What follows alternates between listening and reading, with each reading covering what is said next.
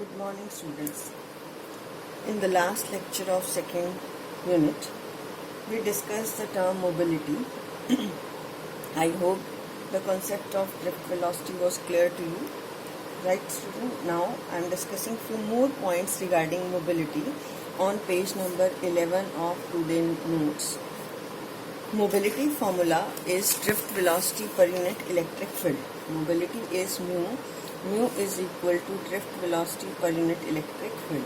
And if you put the value of drift velocity, you will get E into or Q into E into tau divided by M divided by E. This E get cancelled out.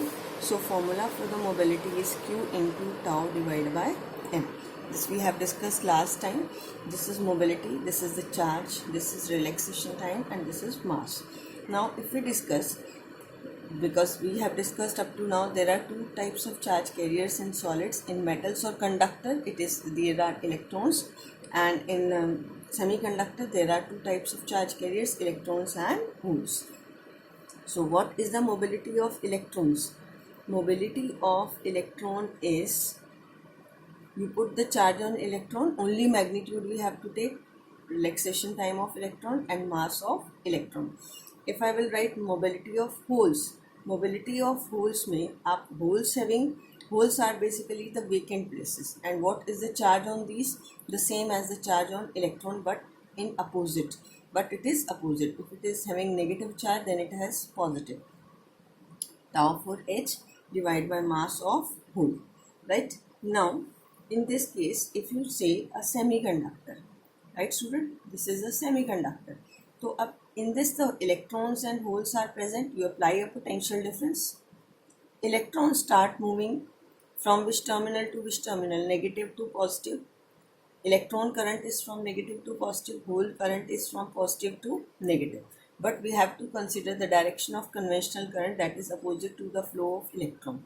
So this is IH and this is IE. So the total current become IE plus IH in semiconductor. Right? We have to consider, we always consider the conventional current direction, that is always from positive to negative. Now in conductors there are only electrons. So what is the total current? That is the current due to electron. There are no holes, that's why this current is 0. So mobility, I think it is clear to you now. Now after this we have the relation between current and drift velocity. Very important relation between current and drift velocity.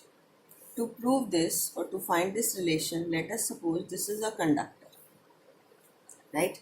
And we have applied a potential difference V across it.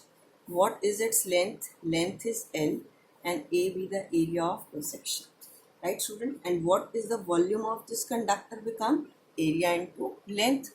Volume of conductor is area into length.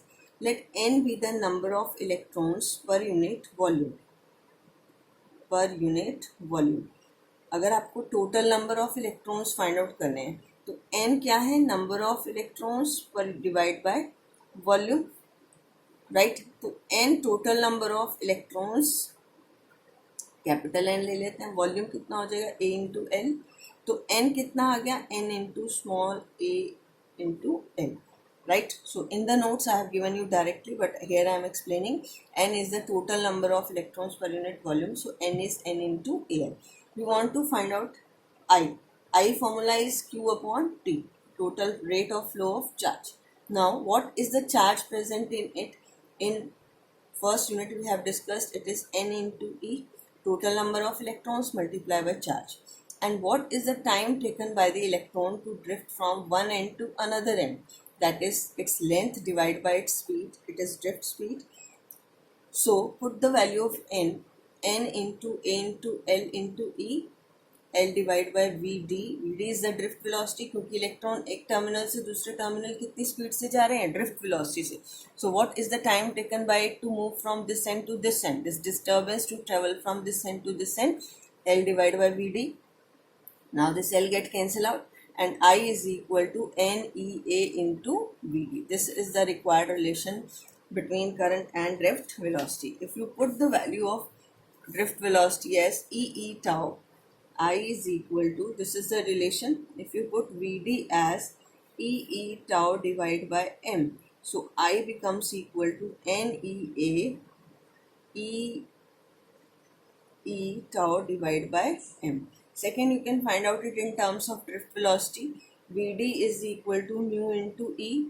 So I becomes equal to NEA into mu into E. I think this relation is also clear to you, right, student? Now the next is Ohm's law. What is Ohm's law? In class 10th you have studied Ohm's law. According to this law, the current flowing through a conductor is directly proportional to the applied potential difference across it, provided that the physical conditions like temperature, pressure, mechanical strain are kept constant.